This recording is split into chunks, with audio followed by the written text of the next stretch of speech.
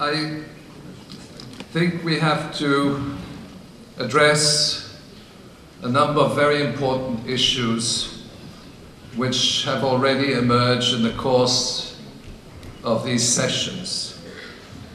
I am very impressed at the level of debate and discussion, something which in a North American or even an Anglo-Saxon environment would not normally take place.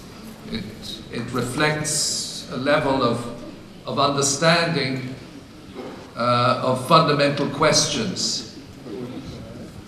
I would first like to address the issue of global warfare.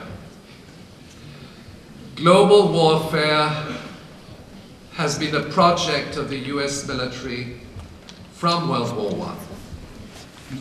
Even though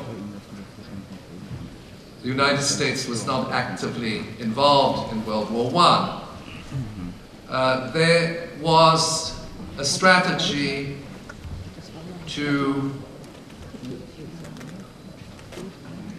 encourage allies and enemies to fight with a view to weakening allies as well as enemies. It's a very important concept in US military doctrine. We see it today with NATO. The United States will let every other country intervene militarily in Syria before it actually intervenes. Overtly, of course, covertly they intervene through intelligence operations. So that the concept of the long war, lange Krieg, the long war, this is a term of the US, of the Pentagon. It's not my concept. This concept has existed and certainly has existed since the end of World War II. And there is a continuum. There's also a continuum in relation to the war crimes committed. If we think of the war crimes committed in the last part of World War II against Japan, against Germany, subsequently during the Korean War, where 30% of the population of North Korea was simply wiped out through extensive carpet bombing, subsequently in the wars in Vietnam and Cambodia, similarly, the strategy was always to target civilians. The concept was presented by General Tommy Franks in an article written. General Tommy Franks led the invasion into Iraq in 2003. He was the Central Command General. Now he talks about what is described, and it's a military concept, massive casualty producing event. Massive casualty producing event is that you kill lots of civilians, and invariably you blame the victims for the crimes you have committed.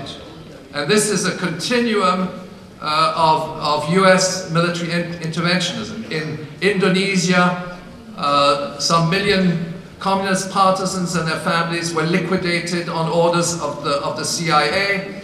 In declassified documents, they acknowledged these killings, and they also acknowledged their role in these killings. They didn't quite acknowledge the numbers, but they blamed the deaths on the victims.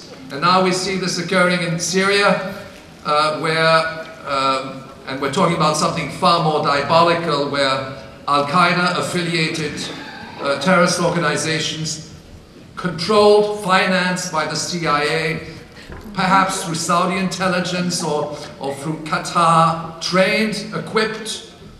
There's a whole history, I can't get into details, but these Al-Qaeda affiliated operatives are the foot soldiers of the Western Military Alliance.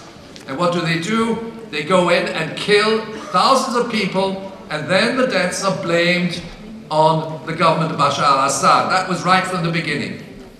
I happened to be in Syria 2 weeks before the war started in Dara on the 15th of March. When I was in Damascus, the ambassador, the US ambassador Robert Stephen Ford, had been appointed, and I understood that something was in the making.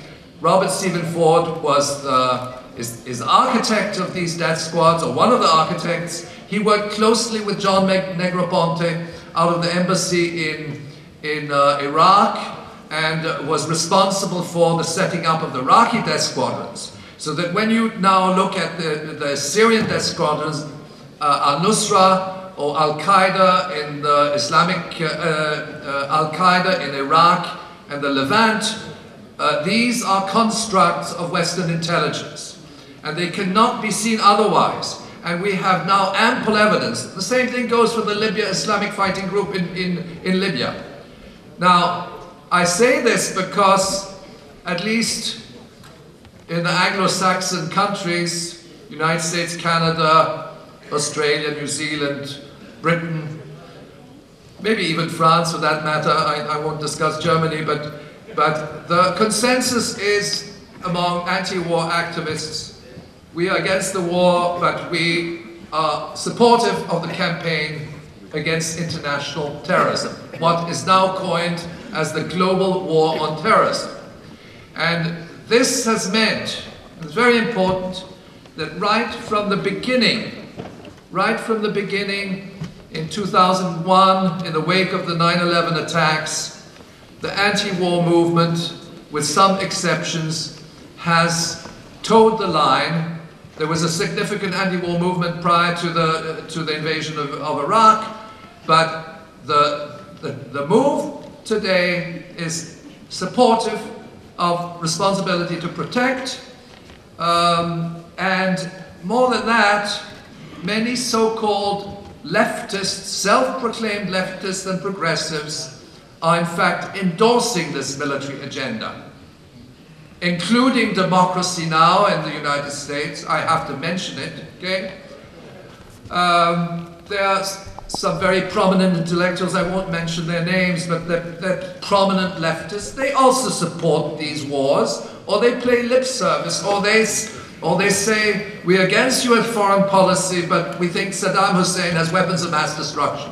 Okay? All those concepts you will find, so that in effect, we have to address the disinformation which emanates from these so-called self-proclaimed progressives, which cover the landscape. They're in NGOs, they're in peace collectives, and so on and so forth. And it is another level in the propaganda process. It is what I would describe as manufacturing dissent rather than consent. You manufacture dissent, you say, I hate the government, Obama is a dictator, but you still support NATO's humanitarian mandate.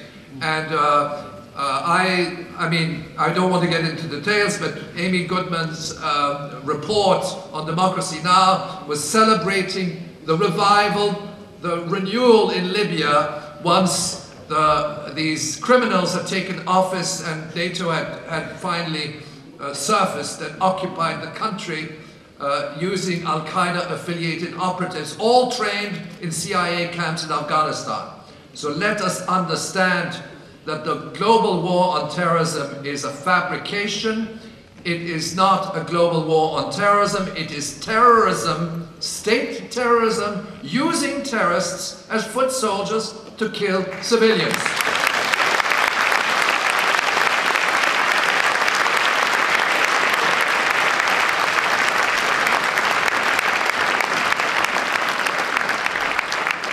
Now let me also say, there's no divide among us. I mean, there's no conceptual divide, at least within this audience, between being anti-war and waging a campaign against neoliberalism. The tendency has been in many movements is that say, we're against the IMF, the World Bank, but we support NATO. Or they will say, we want climate justice, another kind of phony kind of objective. without, of course, acknowledging that at this moment, concurrent with the most serious economic crisis in world history, plus a global military agenda which threatens the future of humanity with nuclear weapons, we have the Fukushima crisis. Unheralded, undocumented in the mainstream media, but well understood that this is the most serious industrial crisis in world history, leading to the contamination of the Pacific Ocean, as well as the whole western coastline of North America, and, of course, the food chain in Japan, completely. But more than that, again, it is part of the general process of media disinformation and propaganda and cover-up. We have a recent report saying 98% of the what do you call it, the bottom of the ocean is covered with dead animal life, sea life. In other words, a complete destruction of animal life in the Pacific Ocean off the California coastline. Again, this type of information is not normally understood or made known, and it's important that that message get out. But we're not dealing with separate issues. Neoliberalism is the ultimate objective of warfare. It's the derogation of sovereignty of national governments. It's the restructuring of their financial system. It's the imposition of IMF guidelines. We saw it in Yugoslavia. And the objective is not necessarily to win a war. The objective is to destroy countries and transform those countries into territories.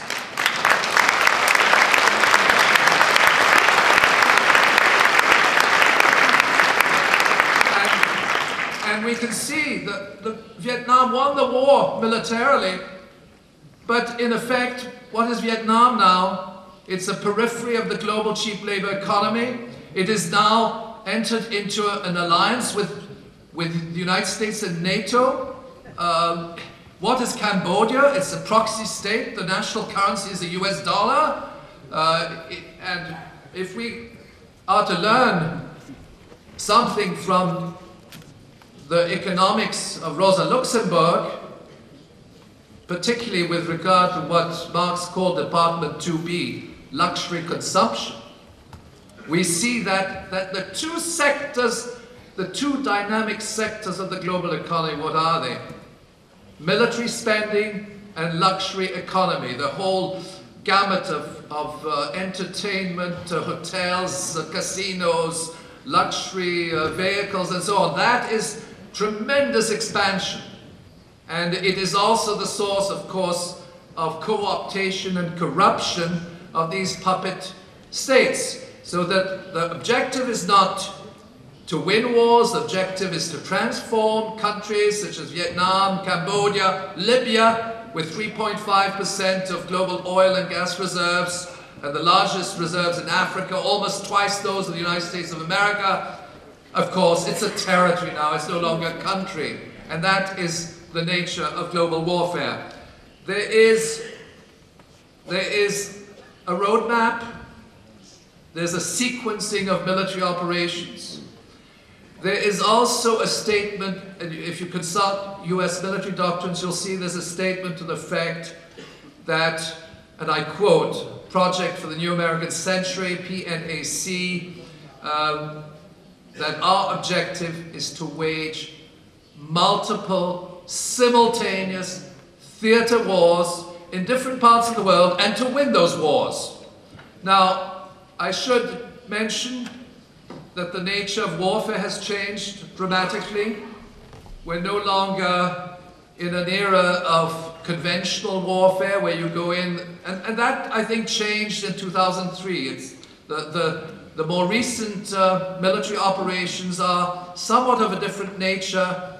One does not exclude the other, but non-conventional warfare has been used. Cyber warfare, the destabilization of you know, the country's infrastructure, the electricity, communications.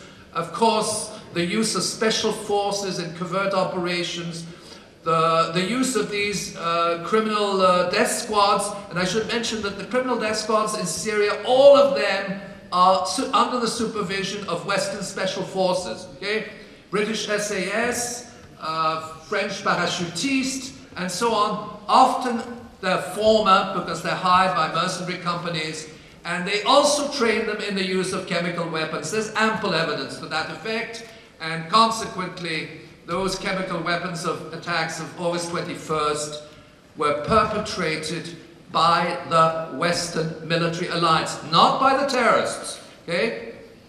I mean, in national international law, paid killers are responsible, but the ultimate architects of those killings of civilians in Syria was NATO and the United States and their allies. But I would say the orders emanated directly from Washington. That's very...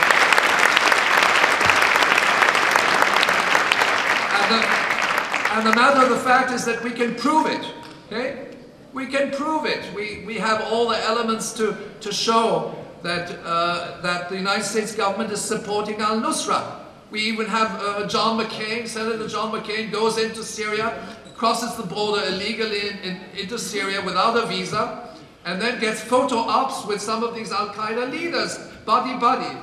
And that then is presented, John Cain with the freedom fighters, but in fact they're not freedom fighters, they're death squads. They're recruited from Saudi Arabia prisons, okay?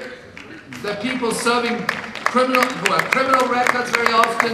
There's a massive process of recruitment, and I can tell you, and this is confirmed by press reports, Israeli press reports, which are not particularly pro-Syrian, but they're certainly pro-NATO. They say, that was a press report already in 2011, that NATO and the Turkish High Command are recruiting mujahideen in different parts of the Muslim world, and that these would be the foot soldiers of the Western military alliance in these countries, including Libya and Syria. And when they finish in Libya, they move them to Syria. So that is the kind of war that we are waging. And it emanates, of course, from September 11, 2001, when the United States government barely declared at 9 in the evening, they declared war on Afghanistan with absolutely no evidence to the fact that Afghanistan had attacked America, okay? Now that sounds absurd because I didn't see any Afghanistani airplanes in New York City. But the Atlantic Council, the following morning in Brussels, they convened and they said, they invoked Article 5 of the Washington Treaty, that's the founding document, under the doctrine of collective security. They said, the United States, a member state of the Atlantic Alliance, has been attacked from abroad, okay? But meaning a foreign power, but it was not very well clarified, and consequently we invoke the doctrine of collective security, and we are attacking Afghanistan, even though the Afghanistan government on several occasions, through diplomatic channels, said, if you have evidence to the fact that Osama bin Laden is guilty of these 9/11 attacks, we are prepared to deliver them to the US justice system. And George W. Bush said, we don't negotiate with terrorists, okay? So that was it. But I can also tell you that that's another, maybe digressing, but Osama bin Laden on the 10th of September was admitted to a Pakistani military hospital in Rawalpindi. Now, anybody who has been to Rawalpindi knows that this is a place swarming with US military advisors. He could not have got into the hospital unnoticed, and then on the 11th he was discharged for his kidney problems. In any case, there's a whole issue of the Osama legend. These attacks were not perpetrated by Al-Qaeda, but Al-Qaeda was identified, and the state sponsor of Al-Qaeda was Afghanistan, and we jumped. There was some mysterious report from the State Department which was there to justify the intervention, and there collectively I'm not saying only the governments, but all the NGOs were applauding, you say, applauding on humanitarian grounds, because this was a massive casualty-producing event. And it is there to create what in a previous operation, which was called Operations Northwood, which was a secret plan to attack Cuba using the pretext that Cuban community members in Miami had been killed by Cuban forces, okay? They wanted to use this as a pretext, and they said it will create a useful wave of indignation. People will feel in solidarity, and that's exactly what happened on the 11th of September. It was the solidarity, which I think everybody has, in a sense, towards one's fellow human beings. 2,000 people had been killed, but we didn't ask ourselves who killed them. But what we were told was, because these people were killed, we now have a pretext and a justification to wage war on Afghanistan, which was the first producer of grade 4 heroin in the world, 93%. The Taliban, in their wisdom, had implemented, with the support of the United Nations, the most effective anti-drug eradication program in UN history. They were congratulated at the General Assembly.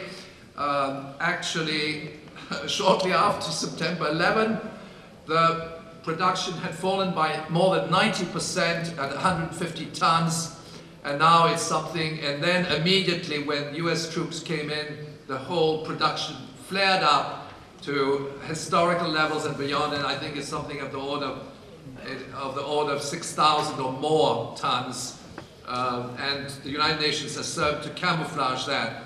Now, let me look at the broader military agenda post 9/11, but bearing in mind that this is part of a much broader framework of conquest by the United States, which is, the United States is not necessarily the most advanced economy, but it has the most advanced military, and it also has the most manipulative financial system.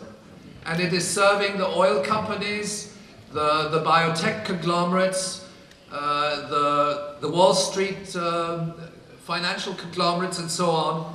And all of these major actors are behind the war agenda. And I should say that the war has, in a sense, been privatized through the influx of mercenary groups and so on. Nuclear war has been privatized. I won't get into the details, we don't have time. But the nuclear doctrine, which was formulated in the wake of 9/11, was done in consultation with the nuclear weapons industry. And the meeting was held in 2003 on Hiroshima Day, as if that was the day that they were celebrating. Okay? And there's a continuity in nuclear doctrine from the Manhattan Project, Hiroshima, to the present, whereby nuclear weapons are now designated as harmless to the surrounding civilian population. The issue of radiation isn't even mentioned in military documents, and they say now we have mini nukes, but those mini nukes are only from 1/3 to 6 times the Hiroshima bomb, but they're considered humanitarian bombs. They've changed the labels on these bombs.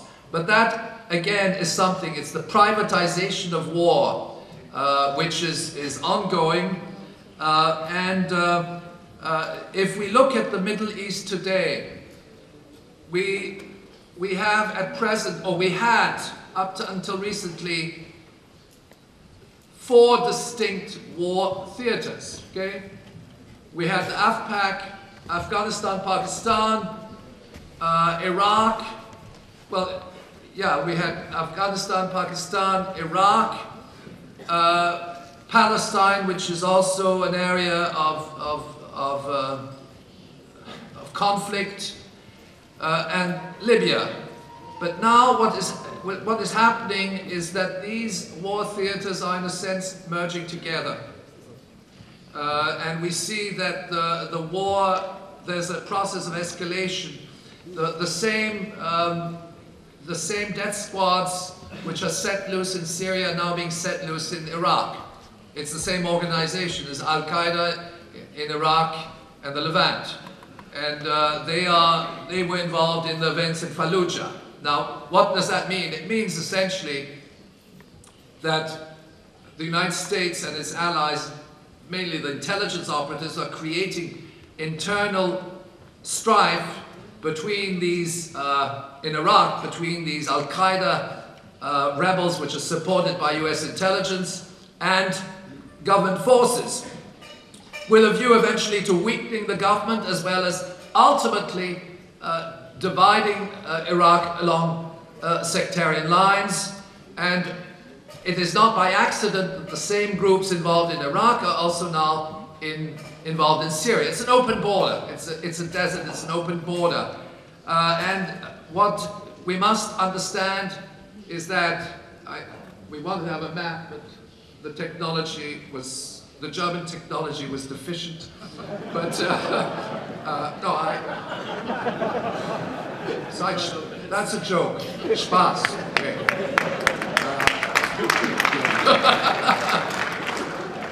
But always some simple technological things are a problem. But when you have to send a nuclear bomb, that's another matter.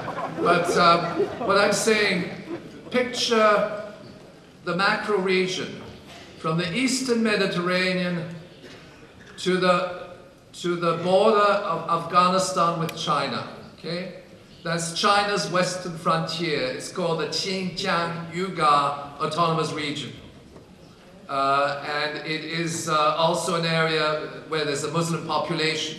And there's also an insurgency there, which is funded by the United States through Pakistani inter-services intelligence. But that border, that area, that macro region extending from the eastern Mediterranean, the Syrian, Lebanese, Egyptian, Israeli, Egyptian coastline, all the way to Central Asia, the borders of Afghanistan, Pakistan with China, and then if you go south, it's from the Caspian Sea basin down to the tip of Saudi Arabia and Yemen. Now that is the area of, first of all, that area is strategic. It encompasses something of the order of more than 60% of the world's reserves of oil and natural gas. There may be some discrepancies in the estimates there, but it is an area which has 30 times more oil than all the Western countries combined. I'm sorry, no, 30 times those of the United States, which has 2%. Okay, so we're dealing with tremendous oil wealth. And of course, the issue of narcotics is a very important question, because it's 93% of the world's supply of heroin comes from Afghanistan. And Afghanistan also has very precious metals and strategic resources. So Saudi, from the tip of the Arabian Peninsula up to Caspian Basin, and there you have an area which is a macro area, which essentially, at the moment, we see the escalation of this military adventure to the entire region. Of course, the ultimate targets are Iran, Russia, and China. And Russia and China allies are Syria and Iran. And at the same time as this macro region is becoming a regional war zone, we see the Asian pivot, in other words, the threats directed against China directly, but these have been ongoing for quite a number of years, in fact, since the 90s. The whole militarization of the coastline, okay, the Chinese coastline, its northern border is militarized, but the whole the East China Sea, the South China Sea, the western frontier with Afghanistan and Pakistan militarized with US military facilities. And so that is the context. And if this war extends into a theater operation, the use of nuclear weapons against Iran has and is contemplated. I know, consulting military documents, we have ample evidence to that effect. And it's very important to It's important that people are informed of these developments, but it is particularly important that people who have embraced this, this progressive consensus, and which include a lot of people. Some of them do it because they want to toe the line with, you know, with the leaders. Many of the leaders are co-opted, or they don't have an understanding of the details and the seriousness of this military agenda. I can also tell you that everything is centralized in one location, which is U.S. Strategic Command headquarters in Nebraska. Okay, that is where everything takes place. All the air defense system of NATO, the United States, Israel is a junior partner in this whole process. They can't wage a war without the green light from the United States. Okay, but maybe they will get the green light. Okay, because as I mentioned, they like to make other people do the war for them. That's why they managed that. That's an instrument of conquest. And the same thing with the French. The French are doing the work of the Americans, and in fact they're losing all their sphere of influence in sub-Saharan Africa. So this area which I've just described, plus the area of North Africa, extending it into Central Africa, that is the area now where we see an expanding war theater in 2 or 3 overlapping regions. The operations in Mali, you send in the Al-Qaeda and then you send in the French. You control both sides, again, and ultimately use this as a pretext to destabilize a democratically elected government in Mali, okay, which is an ancient civilization. I mean, in fact, all these countries have thousands of years of history. Now, let me conclude, because I have to, and I'll conclude in a few minutes. There are 3 elements of propaganda. Rainer Rupp, this afternoon, I think, his presentation reveals how propaganda functions from within organizations. Okay? There's a propaganda within. In other words, within NATO, within the governments, within the parliaments, within the financial establishments, that somehow they believe their own lies. And they have to believe their own lies if they say, well, yes, it's collateral damage, yes, but it's all for a good cause, it's democracy, we're spreading democracy, and they repeat it ad nauseum, they actually believe in it. They are exercise of internal propaganda taking place, okay? Which in the United States they call it the top off, which stands for top officials. Top officials from military, civilian, municipal, business, and so on, and they meet together and they simulate attacks on Iran or some other country, and then they say, well, what do we do in the case of a terrorist attack, etc., etc. And then it's the whole notion that of demonizing people of Muslims, for the simple reason that the Muslims are the people who inhabit the countries that own the oil. Okay? That's if those countries were occupied by Buddhists, they would demonize the Buddhists. That's the only reason we demonize Muslims.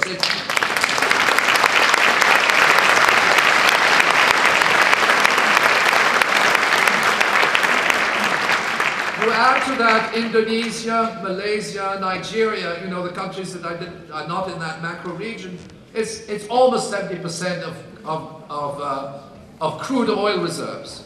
And consequently, this is one of the objectives is the battle for oil. It's not the only one, it's an entire process of conquest, of destroying institutions, national governments, and impoverishing people beyond bounds, either through warfare or through the subsequent intervention of the International Monetary Fund. The World Bank is even worse than IMF.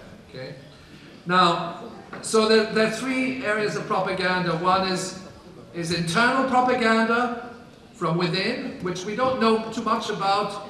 The second has to do with the tangible media propaganda which appears persistently in the mainstream media, and when you read the Frankfurter Allgemein or Spiegel or the New York Times, you get that, even though there's some element of information there, but it conveys a consensus, the global war on terrorism, responsibility to protect, and it invades people's minds, and ultimately they may not believe in it, but if they don't believe it, they might lose their jobs, or they might lose their friends, or their wife, or their, you know, that is how it works. It's consensus, it's building a consensus. And the important thing for us is to break that consensus, because it's a very fragile consensus. Now,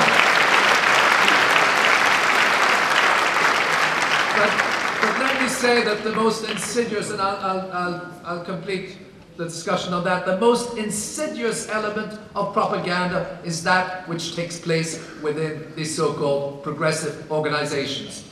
How does it work? I'll mention it in a nutshell. Many of these organizations are funded directly by the Rockefeller Foundation, the Ford Foundation, the McCarthy Foundation, all elite foundations, not to mention the Open Society Institute, and very often they don't know about it. I can say that most of these, the Occupy movement is funded by foundations, Anonymous is funded by foundations, many, and then you have Otpor, of course, it's a Serbian organization which now is involved in the revolution business, Canvas. And what do? They go into countries and they advise the protest movement. Now, I can say, and we have to be very careful, but if you look at the situation in Egypt, I'm not questioning the protest movement. It has very strong popular foundations. I'm questioning the insidious role of selected organizations and leaders. MI6 has been infiltrated by MI6 from, you know, for more than 30 years.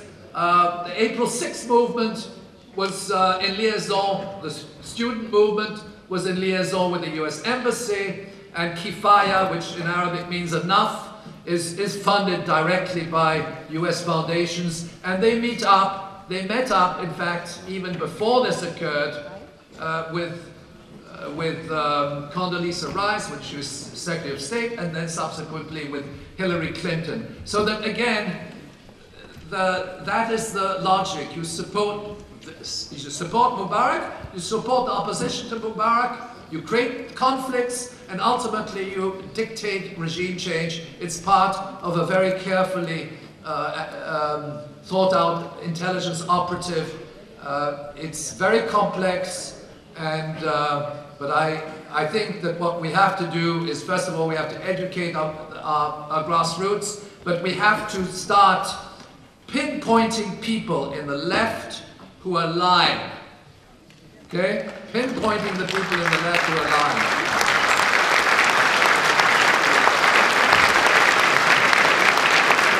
And I would also say that we have to pinpoint governments who claim to be leftists, but who are in effect, I won't mention the names of the countries, but in effect obeying the imposition of neoliberal economic policies. Thank you very much.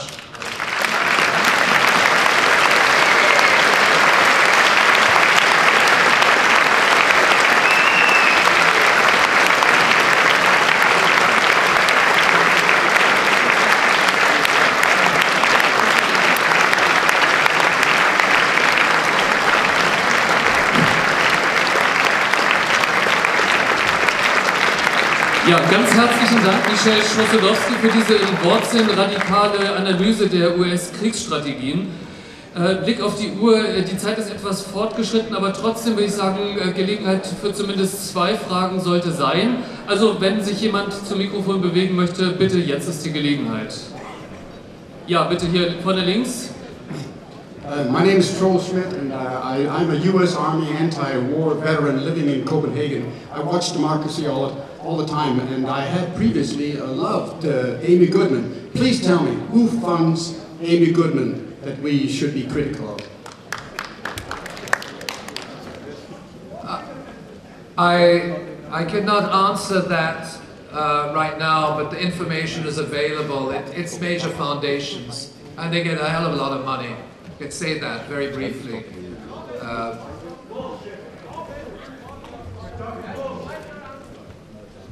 Was ist los da? Vielleicht lassen wir Michel Chossudovsky die Gelegenheit, die Frage zu beantworten, ne? Bitte. Excuse me, but I heard someone criticize you for lying. Please say some more in your defense. Nobody has accused me of lying so I far. heard someone over here say that. Well, then why doesn't that person go to the microphone then, and we can have some discussion? I agree with you. Good. I think anybody who wants to challenge what I've said, they can do so.